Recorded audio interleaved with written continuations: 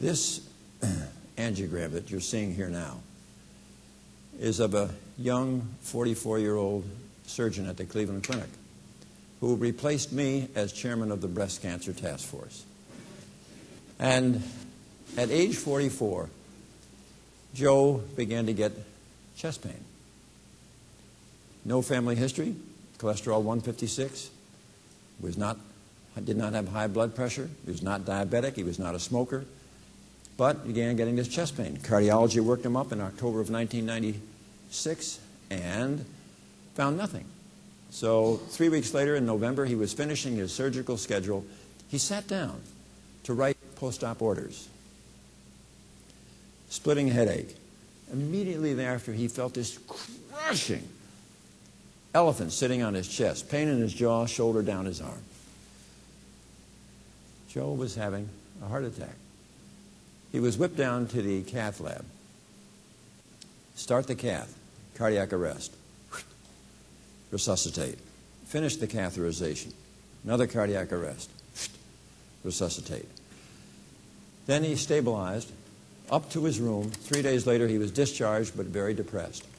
He was depressed because what they found on his angiogram was that the entire lower one-third of his left anterior descending coronary artery, which goes to the front of the heart, was all moth-eaten and diseased over too long a segment to permit any stents to be administered, and it was too far down the artery to qualify for bypass. So he was very depressed that nothing could be done. So Ann and I had him out to the house with his wife 2 weeks after his heart attack. Look, Joe, come on. You've been eating this horrible Western American diet. You've got the typical disease. Why don't you think about going plant-based? We've got 10 years of data. Oh, okay. He said, I think I will give it a shot. They couldn't offer me anything else, but I'm not taking any of those statin drugs. I don't trust them. Okay, that's your call. Not a problem.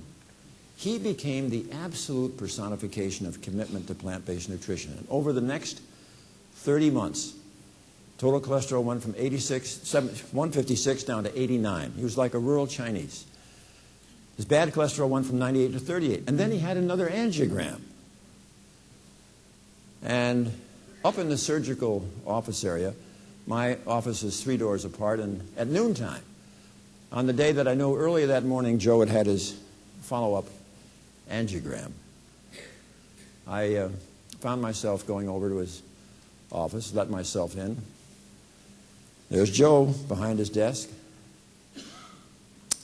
Joe, I understand you had the old follow-up angiogram earlier this morning. Yep.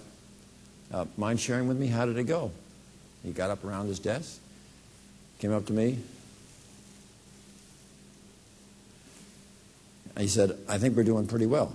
And I said, well, great. Any chance that I could see the follow-up angiogram? He said, yeah.